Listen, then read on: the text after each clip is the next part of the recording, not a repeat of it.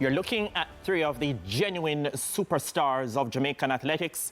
And yes, they will all be running the 100-meter event in Tokyo. And we know that the Jamaicans have a special love for and a desire to win the Blue Ribbon event at any major championship. But before we talk about their chances, let's look at the 6 Jamaicans who will take to the track in the 100-meter event, starting with the women.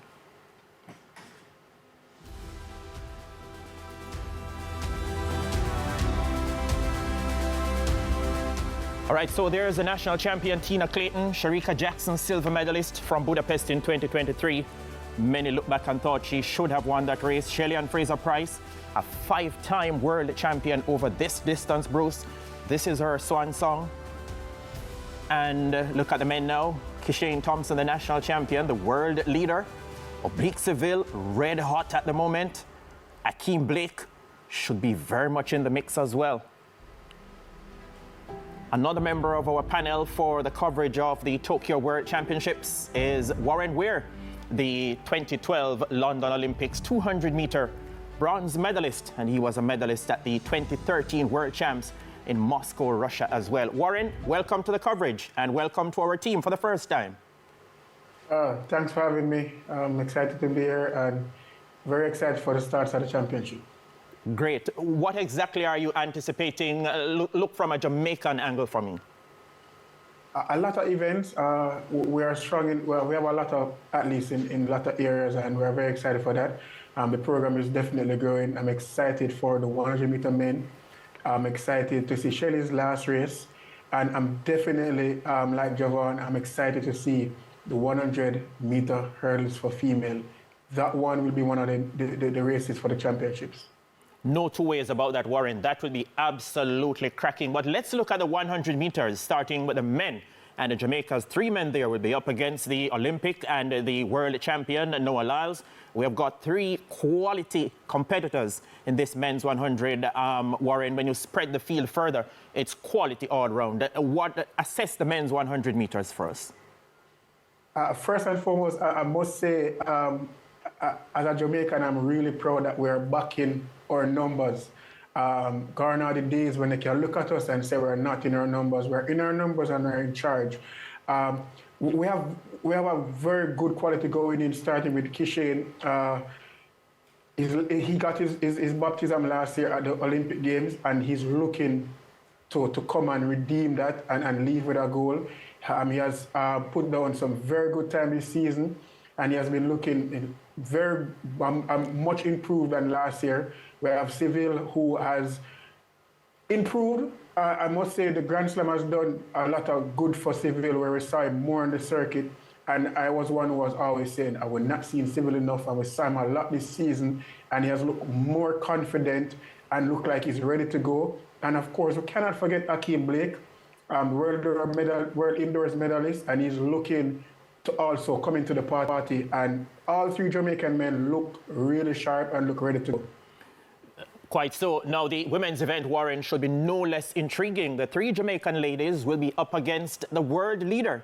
They'll be up against the reigning Olympic champion, and they'll be up against the defending champion. That should be worth going miles to see, huh? It is. That will be one of the spring events to watch. There's people might say there's favorites there, but we all know it's who comes prepared in the finals. Alfred has been running really good, defending Olympic champion, and to me, the person has improved the most is Melissa Jefferson. She has been running really good this season, but I cannot leave out my Jamaican girls. Tina definitely coming in with a strong time, strong contender. She has learned a lot. As Shelly says, she has been here before, might not at this stage, but she knows what it is to be a champion. Shelly is coming in, has been there, done that, on her way out now, but I know Shelly will not leave without a fight. And Sharika Jackson, It's definitely one that we can look forward to. I'm really excited for these finals. The Jamaicans are strong in their numbers as well as the Americans. But nevertheless, we'll leave it with something in this. Trust me, for sure. Bruce, you know there will be some heavy hitters in the field. There will be heavy hitters on the track. But it's the sprints that will garner the bulk of the attention, and specifically the 100 meters. Let's look at the women's 100 meters now, because we have seen some quality performances throughout the season. You know, track and field does come down to not just performances, but times. And in the case of times, Melissa Jefferson-Wooden is #1 in the world this year, 10.65. That time happens to be the same personal best for Shericka Jackson, but Shericka's season best, 10.88. She did that at the national championships. Julian Alfred has actually only lost the 100-meter race this year to Melissa, but she's the second fastest in the world this year, 10.75. Those two are the only ladies in the world who have gone sub 10.8, and that's when you drop to number 3 and 4. Number 3, Tina Clayton, and her sister, Tia, 10.82. Tia, however, is not in the World Championships for the 100, but there for the 4x1. So Tina at 10.81, number 3 in the world, and maybe our best shot for a medal in the 100 meters women. Yeah, David, quite a few persons would look and say Jamaica's fortunes in the women's 100 meters sprints overall have been waning just a bit at the past couple of global championships. But when you look at what they've done this season as compared to their counterparts on a global scene, Shelly-Ann Fraser-Pryce, Shericka Jackson, and Tina Clayton, how would you expect them to stack up against what will be out there as well, their rivals? Well, the good thing is that athletes at this level are usually prepared by coaches who know what they're doing. Mm-hmm. And the good thing about this particular meet is that it's the last meet. So all the training programs are supposed to design to get the athlete to be their best at this time. And so this is really a coach's championships. Being able to get the athlete to be at their best, and all of what you've seen before now this season is almost irrelevant, because the training program is supposed to get you ready for this race.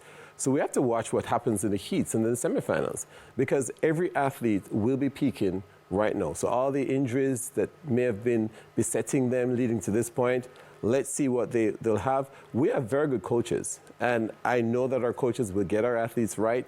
So let's see what happens when the meets start. Yeah, Daniel, another topic for debate is whether or not Shericka Jackson, for example, should concentrate on the 200 meters, try to maximize there, because it's clear she's not in the imperious form of 2023. What say you about that? And also look at the chances of a Shelly-Ann Fraser-Pryce and a Tina Clayton coming on the big stage now. Well, for Shericka Jackson in particular, I think that both of the times that she's won the world title, she's won the back-to-back world title, she's ran the 100 and she's done 10.7 in the 100 both times, when she went on to run 21.4 in the 200 to win those back-to-back titles. So it's crucial for Shericka Jackson, the type of seasons that she's had coming back from injury. It's very important for her to run through the rounds and wake up her top end, I like to say, and get herself into 10.80 or better. And if she's able to do that, I'm confident that she'll be able to defend her title in the 200 meters. So it's a crucial event for her. I don't agree, based on the season that she's had, that she should opt out of it.